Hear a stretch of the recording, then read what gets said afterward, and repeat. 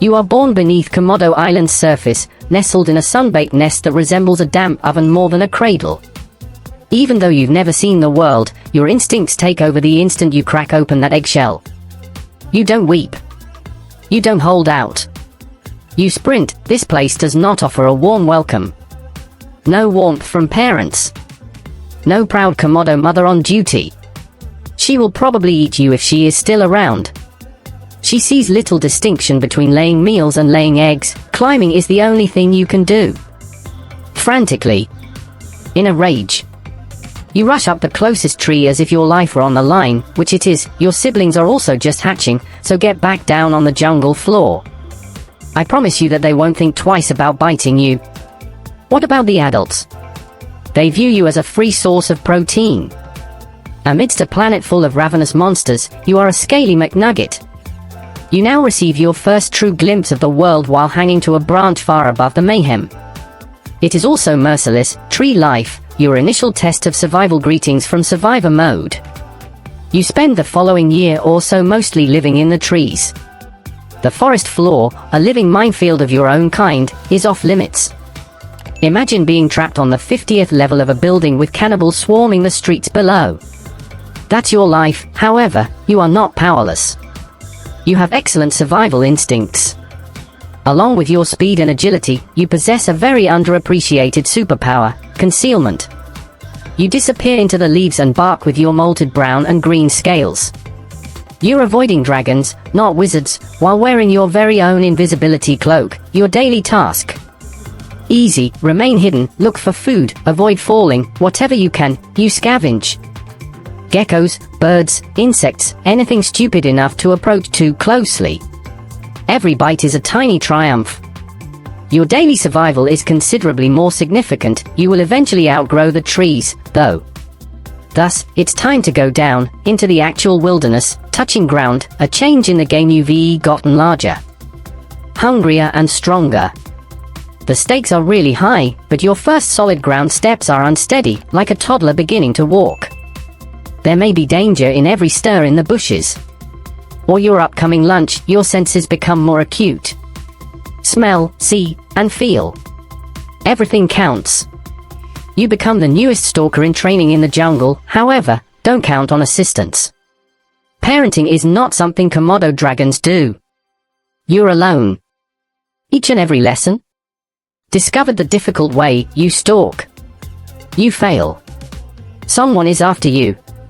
You conceal yourself. You give it another go. You eventually get it right. It's messy but amazing when you go hunting for the first time, a rat, a lizard, or perhaps even a bird. You're experiencing independence for the first time, and it just makes you angrier. Adolescence, a predator's ascent by Komodo standards. You are now a teenager, and it is obvious. With each day that goes by, you get bolder, more confident, and venture farther from your old tree. You push limits. You fight. When you have something to prove, you start behaving like a dragon. You know who else is out there, though? Your siblings. The ones you fled from on the first day. A few of them also made it out alive. It's rivalry time now. Furthermore, sibling rivalry is not a game in the Komodo universe. It's war. On a dwindling island populated by apex predators, you are all attempting to establish a future. Additionally, the level of competition will only increase. Dragon versus dragon, claim territory. By the time you get close to adulthood, claiming space becomes more difficult than pursuing prey.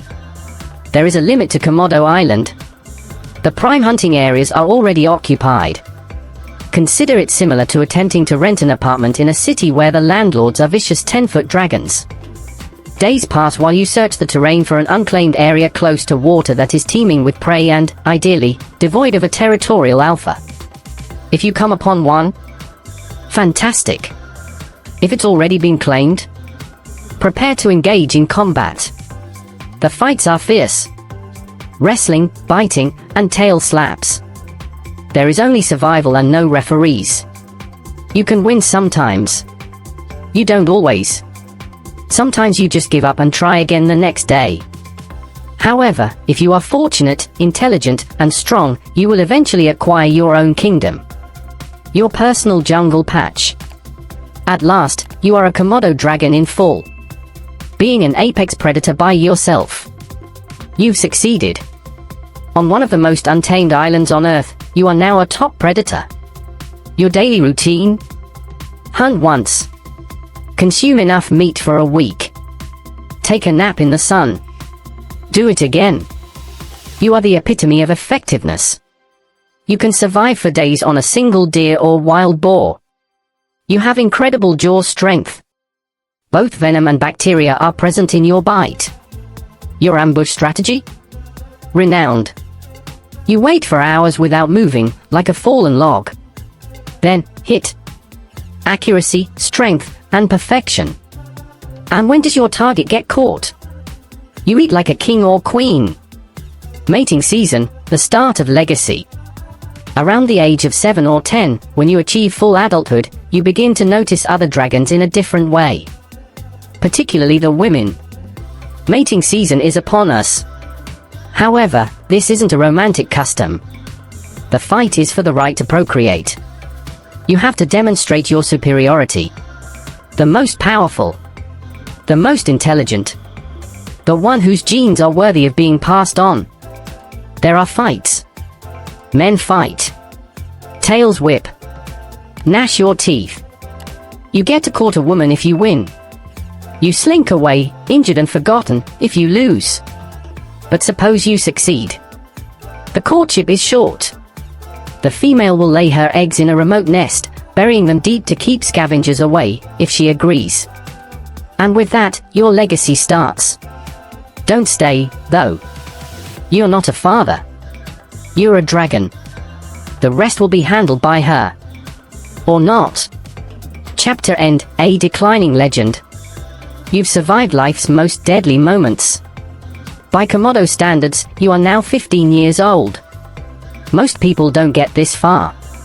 Every conflict leaves its marks on your body. The marks left by teeth. The scales were broken. The pains that don't go away. Now you are slower. Your responses have changed over time. You have experience, though. Strategies. Honed instincts from years of living. A younger dragon comes into your domain one day. Audacious. Muscular. Like you used to be. There will inevitably be a battle. It feels different this time. He moves quickly. Without mercy. And every blow that lands shakes you more deeply than the one before it. Perhaps you succeed. Perhaps you are able to frighten him away one last time. Or perhaps your reign is coming to an end. You flee to the outskirts of your former realm, wounded but alive. She was a survivor, but no longer the ruler. And you do what dragons have always done in the days that follow. You discover a warm spot of sunlight. You kept quiet. You get some rest. The globe continues to move. Somewhere on the island, another hatchling breaks loose from an egg. One more clamber up a tree. One more start. Lizard, we appreciate your participation in this exploration of the Komodo dragon's harsh yet intriguing life. Please ring the bell, like the video, and subscribe to the channel if you like the journey so you don't miss the next crazy tale.